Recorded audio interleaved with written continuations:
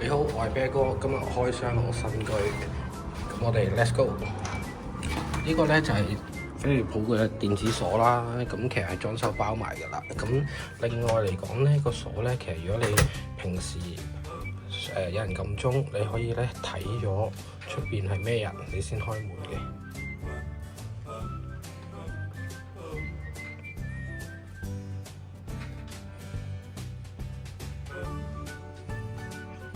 係啦，呢樣嘢㗎。好，咁之後我哋去廁所嗰度睇一睇啦。咁廁所咧就整咗浴缸啦，咁另外都有個智能馬桶嘅。個智能馬桶都好方便啦，可以洗埋 pat pat 日式設計。咁另外洗手盤咧，其實係裝修師傅都係用緊呢個啦，佢介紹嘅。然之後就塊鏡啦，咁其實佢後邊有燈帶，可以滲啲光。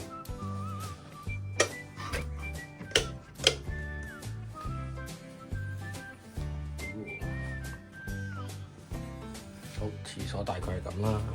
咁另外咧，咁個雪櫃啦，雪櫃嘅話其實最方便係可以咧，就咁斟水，一返到屋企就可以即係飲水啦。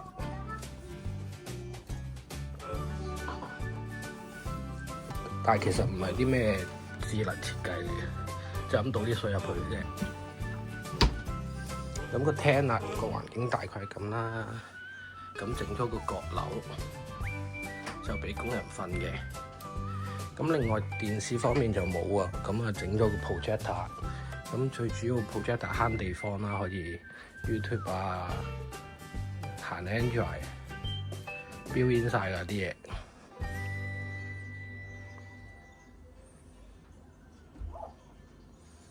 上邊就係條山巴啦，咁買咗部卡拉 OK 機，可以唱 K 添。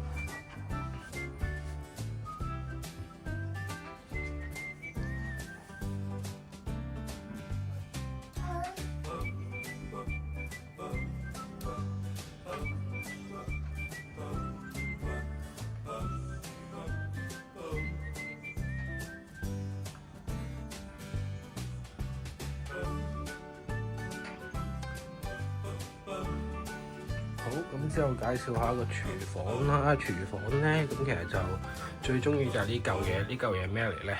呢嚿嘢咧，即係平時你去酒店食 buffet 咪會有啲嘢興住啲嘢食嘅。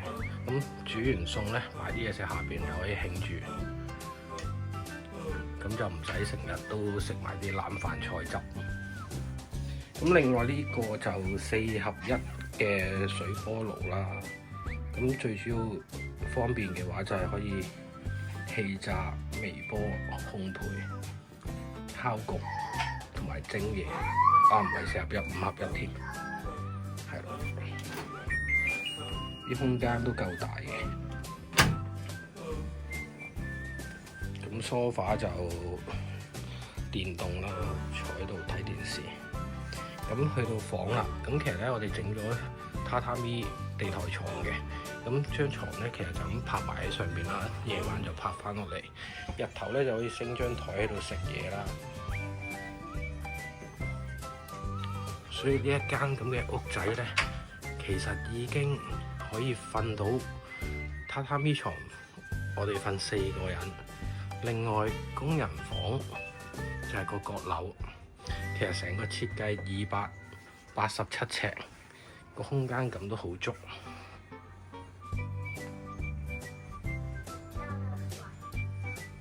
係啦，咁啲燈其實都係淘寶嘅啫。咁有陣時夜晚唔使咁光嘅話，就係開一盞啦，都啲氣氛啲氛圍都幾好。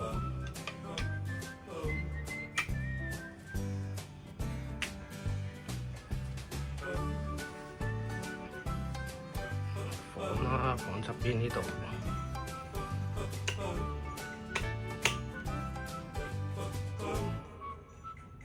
就其實喺度睇 iPad 做功課，其實都仲得，唔使升張台出嚟。另外廚房個設計咧，其實啲牆啊、呢啲架啊，全部都係磁力級嘅，咁啊方便你自己可以邊度想加啲掛鈎啊，都可以做到咯。佢成埲牆咧都係已經係磁石嚟嘅，咁可以周圍貼。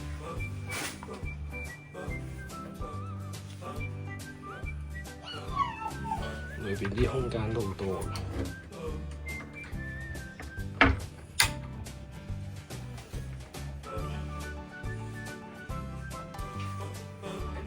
邊啦，全部可以攞嚟擺嘢。